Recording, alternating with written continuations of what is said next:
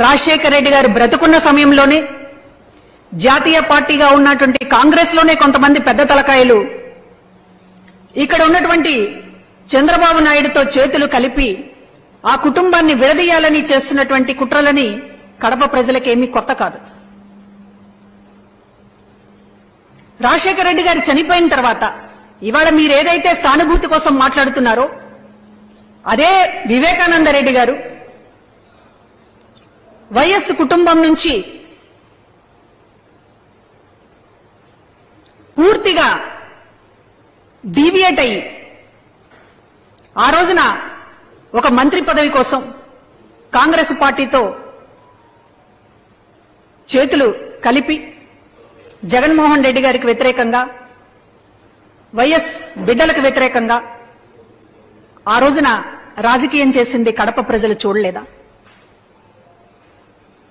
YS Vivekananda రెడ్డిని ఓడించడానికి MLC ఎన్నికల్లో మీరు పక్కన పెట్టుకుని మాట్లాడుతున్నటువంటి బీటెక్ రవి ఆ రోజు వైఎస్ వివేకాన్ని ఓడించడానికి ఎవరైతే ప్రయత్నం చేశారో వాళ్ళందరూ కూడా ఇవాళ మీతోటి కలిసి ప్రయాణం చేసే పరిస్థితి, మీ గురించి సానుభూతిగా మాట్లాడేటటువంటి పరిస్థితి. కడప ప్రజలు ఎన్నాళ్లుగా చూస్తున్నారు ఈ రాజకీయాన్ని. నిటారుగా నిలబడుతున్నటువంటి నాయకత్వాన్ని వెన్ను విరగగొట్టాలని అటు వైఎస్ మీద ప్రయత్నం చేశారు, ఇటు వైఎస్ కొడుకు జగన్మోహన్ రెడ్డి గారి మీద ప్రయత్నం చేస్తున్నారు. కాకపోతే ఈసారి చంద్రబాబులో షర్మిల చిక్కుకోవటమే మా దురదృష్టం, చంద్రబాబు అదృష్టం. కాబట్టి ఈరోజు కడప మీద నిలబడి, కడప గడ్డ మీద నిలబడి హత్య రాజకీయాల గురించి లేకపోతే మరొక దాని గురించి ఎవరైనా ఎన్నికల్లో ఎందుకు పోటీ చేయాలనుకుంటారు? షర్మిల గారు ప్రజల సమస్యలు దాని మీద పరిష్కరిస్తాననేటటువంటి నమ్మకం ఉన్నవాళ్లు పోటీ చేయాలని అనుకుంటారు, పార్టీలు పెట్టాలని అనుకుంటారు, పార్టీలకు నాయకత్వం వహించాలనుకుంటారు. కానీ మీరు రెండు విషయాలు చెప్తా ఉన్నారు. హంతకుడు అని అవినాష్ రెడ్డి మీద ముద్ర వేస్తా ఉన్నారు. కేసు విచారణ అంటే మీకు కోర్టుల మీద నమ్మకం లేదు, చట్టాల మీద నమ్మకం లేదు, మీ బుర్రలో ఏది తోస్తే అదే తీర్పు, అదే విచారణ, మీరు కూడా శిక్ష కూడా మీరే వేయాలనేటటువంటి వైఖరి ఇది సరి అయిందేనా? కోర్టు విచారణలో జరుగుతున్నటువంటి విషయాలు, దానికి సంబంధించినటువంటి ఏమిటి అనేటటువంటిది దాని లోతులకు వెళితే ఈ ప్రెస్ మీట్ సరిపోదు. కానీ విచారణ పరిధిలో ఉన్నటువంటి ఒక అంశాన్ని తీసుకొచ్చి ఎన్నికల అంశంలో మార్చడంలో మీ రాజకీయం ఏమిటి?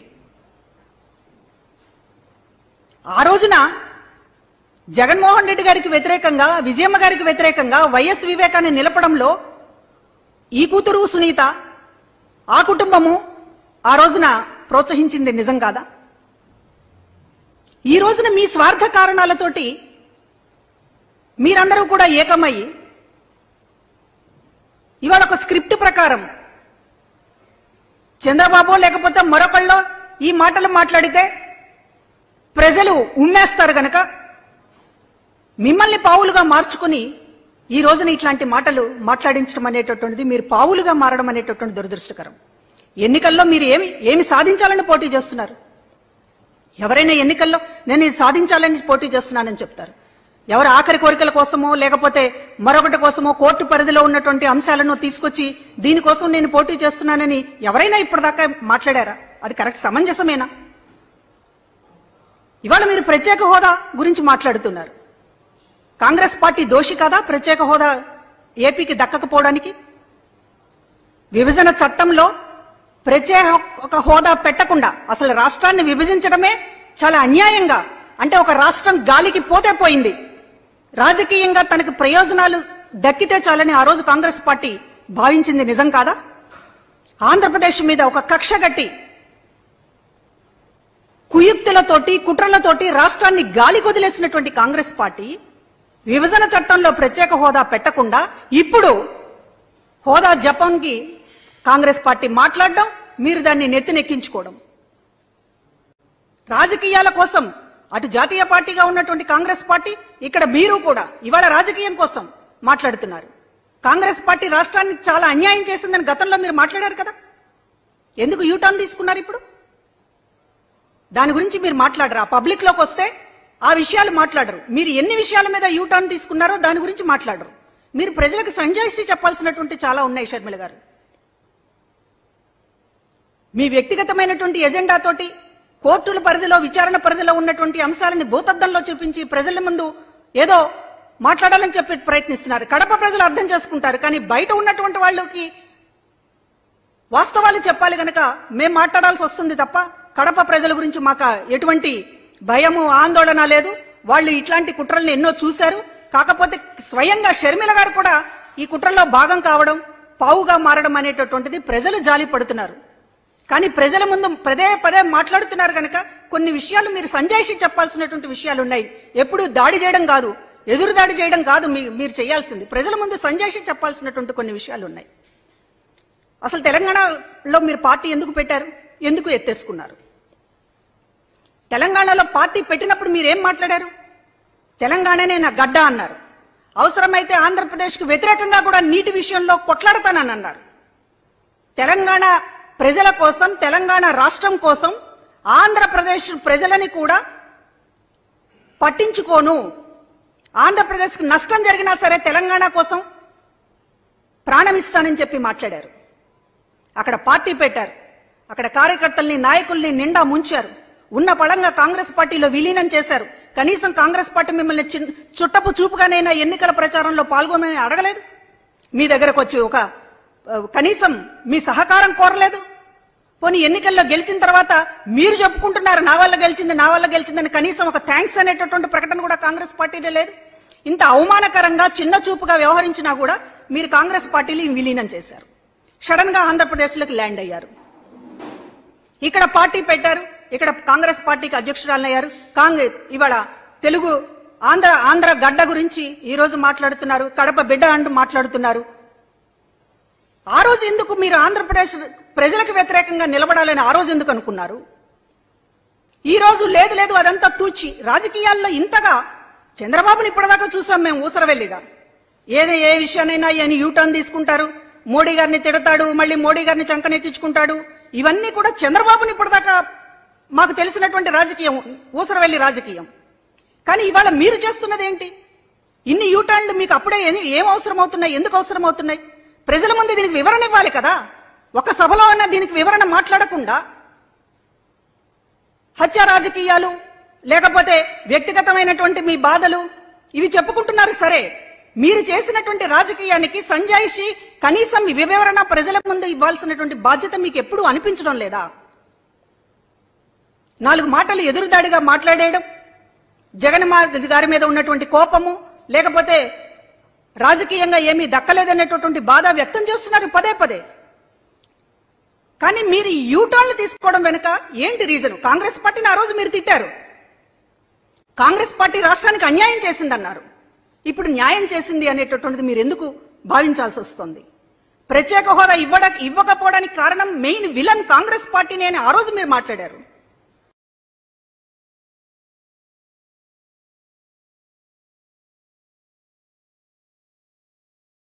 కానీ ఇవాళ ప్రత్యేక హోదా రావాలంటే కాంగ్రెసే అని చెప్పి మాట్లాడుతున్నారు. ఈ యూటర్న్ల వెనుక మీ ఉద్దేశం ఏంటి? అసలు మీరు ఏం రాజకీయం చేయదలుచుకున్నారు అనేటటువంటిది ప్రజల ముందు ఒక్కసారైనా సరే వివరణ సంజాయిషి చెప్పండి దయచేసి. అంతే తప్ప ప్రతిసారి రాజకీయమే చేస్తాం. ఇప్పుడేమో అవినాష్ రెడ్డిని హంతకుడు అంటున్నారు. అవినాష్ రెడ్డి మీద దానికి కేసు విచారణలో ఉంది. నిజానిజాలు ఏమిటి అనేటటువంటిది ఇంకా తేలలేదు. మీరు కొన్ని అభిప్రాయాలను పట్టుకుని ఎవరైతే హంతకులు ఉన్నారో, ఎవరైతే వివేకానంద రెడ్డికి సంబంధించినటువంటి ఆయన ఓడించాలని, ఆయన రాజకీయాల్లో లేకుండా చేయాలని ప్రయత్నించారో వాళ్ళందరితో చేతులు కలుపుతా ఉన్నారు. మరో పక్కన అవినాష్ రెడ్డిని హంతకుడు అనేటటువంటి ముద్ర వేస్తున్నారు. ఎన్నికల సమయంలో ఒక మనిషిని, ఒక అభ్యర్థిని పట్టుకుని ప్రూఫ్స్ లేకుండా నిరాధారంగా హంతకుడు అనేటటువంటి ముద్రతోటి రాజకీయం చేయడం అంటే ఇది ఎంత పతనమైనటువంటి రాజకీయమో మీకు అర్థం కావడం లేదా? 2 రోజులు అయితే జగన్మోహన్ రెడ్డిని కూడా అంటారు మీరు. మాకేమీ అనుమానం లేదు. మీరు ఏ స్థాయిలో ఉన్నారనేటటువంటిది మాకు కూడా అర్థమవుతోంది. రేపు జగన్మోహన్ రెడ్డి గారిని కూడా అంటారు. ఎందుకంటే ఓడించమని మీరు పిలుపునిస్తున్నారు. షర్మిల గారు, సునీత గారు జగన్మోహన్ రెడ్డి గారిని ఓడించండి అని పిలుపునిస్తున్నారు.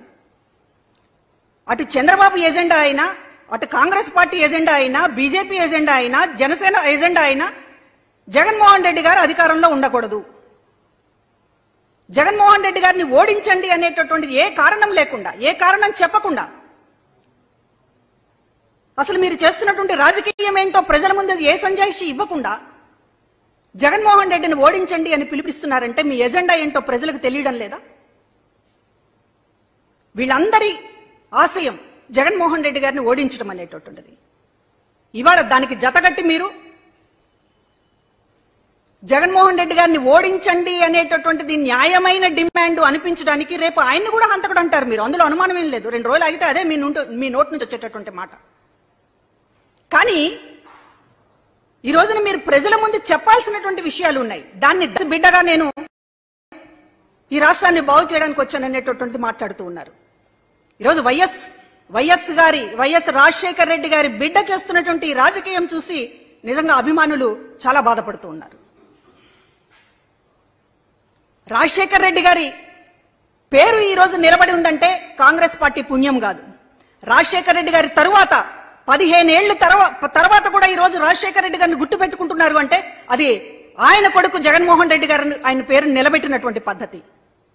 ఒక పార్టీని పెట్టడమే కాకుండా కాంగ్రెస్ పార్టీ లాంటి ధీటుగా ఎదుర్కొని రాజశేఖర్ రెడ్డి గారు 2 అడుగులు వేస్తే జగన్మోహన్ రెడ్డి గారు 4 అడుగులు ముందుకేశారు అనేటటువంటిది, ఆ పేరుని, ఆ విగ్రహాన్ని ఈ రోజున ప్రజల మనసుల్లో చిరస్థాయిది, ఆ పేరుని, ఆ విగ్రహాన్ని ఈ రోజున ప్రజల మనసుల్లో చిరస్థాయిగా నిలిచింది అంటే దానికి కారణం జగన్మోహన్ రెడ్డి గారు తప్ప మీరు చేస్తున్నటువంటి రాజకీయం కాదు.